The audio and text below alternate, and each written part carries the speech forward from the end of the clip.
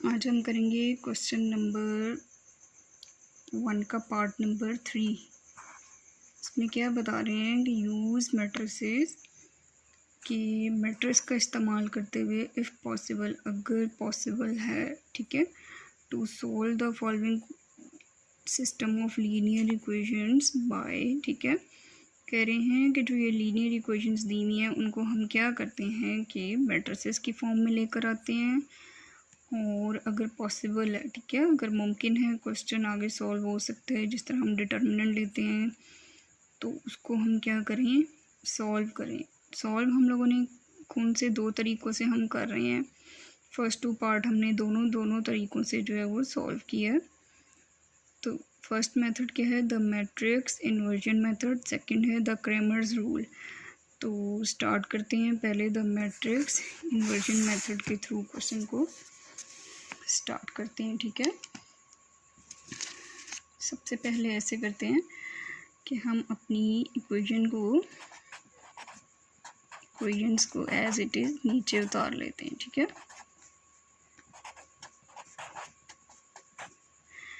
Maths का जो है ये रूल है कि हमें क्वेश्चन को बहुत ध्यान से जो है वो उतारना पड़ता है, नहीं तो थोड़ी सी मिस्टेक हो जाए तो क्वेश्चन सारे का सारा जो है वो रॉन्ग हो जाता है। तो देखिए 4 फिर +2 है तो 2 मैंने लिखा, 3 और देखिए ये माइनस है, y के साथ कुछ नहीं है तो इसका मतलब है 1 है तो -1 आ गया, ठीक है। हम पहले 2 पार्ट जो हैं वो कर चुके हैं। अब इतना आइडिया आप लोगों को हो गया होगा कि इसको हम मैट्रिक्स के फॉर्म में चेंज करते हैं, ठीक है। अब ये देखें कांस्टेंट का हमने अलहदा से मैट्रिक्स बना लिया है। x और y 2 वेरिएबल यूज़ हुए हैं, x और y का हम अलहदा से एक मैट्रिक्स बना लेते हैं, ठीक है, इक्वल का साइन, और ये हमारा एक अलहदा मैट्रिक्स बन गया, ठीक है। ये हम लोगों का मैट्रिक्स, इसको हम लोगों ने क्या लिया था, a का नेम, इसको x का, और इसको हम लोगों ने b का नेम। हमारा ये मेथड कौन सा है, इन्वर्जन मेथड है ना, इन्वर्स से स्टार्ट है। तो इसका मतलब है कि हम लोगों ने इसमें इन्वर्स जो है वो फाइंड आउट करना है। देखिए x भी हम लोगों के पास है, b की वैल्यू भी हम लोगों के पास, b मैट्रिक्स भी है, तो इन्वर्स मेथड नहीं है, a नहीं है। तो इसके लिए देखिए a इन्वर्स का क्या फार्मूला था, हमने बहुत से पीछे क्वेश्चंस में जो है वो इसको फाइंड आउट किया है। हमें क्या चीज़ें चाहिए होती हैं इन्वर्स के लिए, एडजॉइंट चाहिए होता है और डिटर्मिनेंट चाहिए होता है, ठीक है, डिटर्मिनेंट। तो अब हम क्या करते हैं, सबसे पहले हम डिटर्मिनेंट फाइंड आउट करते हैं। डिटर्मिनेंट के लिए हमारे पास कौन सी बार्स यूज़ होती हैं, ठीक है। तो 4 2 3 -1। अब हम इसका डिटर्मिनेंट फाइंड आउट करने के लिए देखें क्या करते होते हैं, डायगोनल को मल्टीप्लाई, 4 मल्टीप्लाई बाई -1, माइनस का साइन, और अब इनके बारी। अच्छा अब देखिए 4 1 ज़र 4, माइनस है तो -4 आ जाता है, 3 2 ज़र 6, -6, तो माइनस माइनस प्लस, 6 में 4 को प्लस करेंगे तो 10 आ गया, ठीक है। अब हम क्या करते हैं, देखिए दोनों साइन माइनस के हैं तो माइनस का साइन आ जाता है। इट्स मीन कि ये 0 के इक्वल नहीं है, तो क्वेश्चन हमारा आगे सॉल्व हो सकता है। It is non singular.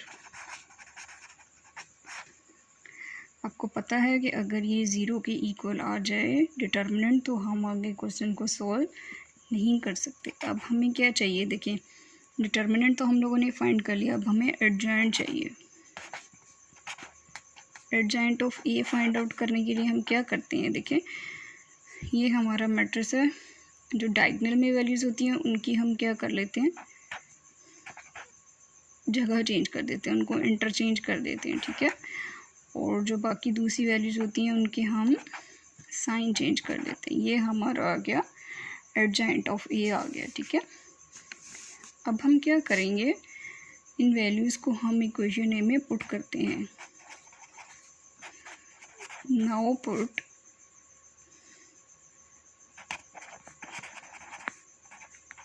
Values in equation 1, ठीक है। इक्वेशन 1 में वैल्यूज़ पुट करते हैं, वैल्यूज़ लिख देते हैं। इक्वेशन 1 लिखी। अब देखें x है, उसकी जगह xy का डिटर्मिनेंट, ठीक है, xy लिख दिया। यहाँ पर देखें ए इनवर्स में हम लोगों ने पहले क्या फाइंड आउट किया, हम लोगों ने एडजॉइंट आएगा ऊपर और डिवाइडेड बाय डिटर्मिनेंट हमारा क्या आया -10। उसके बाद देखें बी हम लोगों का क्या था, बी ये है 8 एंड -1, ये भी क्लोज कर दिया।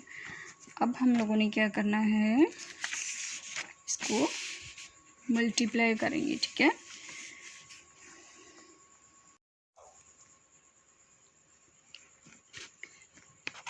अब हम इसको मल्टीप्लाई करते हैं।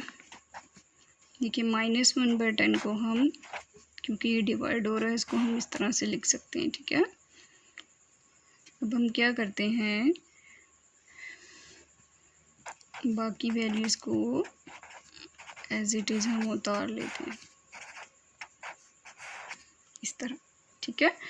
अब हम लोगों ने क्या करना है, सॉरी इसके साथ देखिए माइनस भी है, अभी फिर जो है वो क्वेश्चन क्या हो जाता, रॉन्ग हो जाता। -1/10 है, ठीक है, तो माइनस का साइन ज़रूर साथ लगाइएगा। अब जिस तरह से हम लोग अपने क्वेश्चन को मल्टीप्लाई करते हैं फर्स्ट रो को फर्स्ट कॉलम के साथ, ठीक है, देखिए क्या होगा, -1 मल्टीप्लाई बाई 8 प्लस का साइन, फिर -2 मल्टीप्लाई बाय -1, ठीक है। उसके बाद देखिए -3 मल्टीप्लाई बाय 8 प्लस का साइन, 4 मल्टीप्लाई बाय -1, -1/10, देखिए 8 1 ज़र 8, -8 हो गया, माइनस माइनस प्लस हो गया, 2 1 ज़र 2 +2 हो गया, फिर 3 ज़र 24, -24 हो गया, प्लस माइनस माइनस, 4 1 ज़र 4। अच्छा, अब हम लोगों ने क्या करना है, -1/10, देखिए माइनस प्लस माइनस, 8 में से हम 2 को सब्ट्रैक्ट करेंगे तो 6 आ गया, ठीक है। बड़ी वाली वैल्यू के साथ हमारे पास क्या है, माइनस का साइन, तो माइनस आ जाएगा। अब माइनस माइनस प्लस, प्लस करेंगे 24 में 4 को प्लस किया तो 28, देखिए दोनों साइन माइनस के हैं तो हम लोग माइनस का साइन लगाएंगे। क्या करते हैं, ये -1/10 को हम अंदर क्या करेंगे, मल्टीप्लाई कर देते हैं, ठीक है। इसको मैं थोड़ा बड़ा करके आप लोगों को बताती हूँ। देखिए -6 एज इट इज़, तो इस तरह से भी लिख सकते हैं हम, -1/10, इस तरह से मेरे ख्याल से आप लोगों को ज़्यादा इजीली समझ आएगा, क्योंकि मैं डायरेक्ट लिख देती हूँ, उस तरह से भी हो सकता है, लेकिन चलें आप लोगों को समझाने को जो है वो इस तरह से लिख देती हूँ ताकि इजीली आप लोगों को समझ आ जाए। Multiply by -1/10। अब देखें ये माइनस माइनस क्या हो गया, प्लस।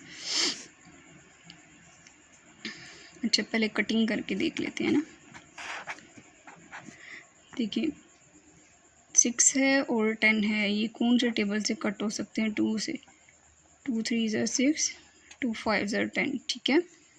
अब और कटिंग नहीं हो सकती है, तो देखिए 3 1 ज़र -3 और -1 प्लस हो गया, और 3/5।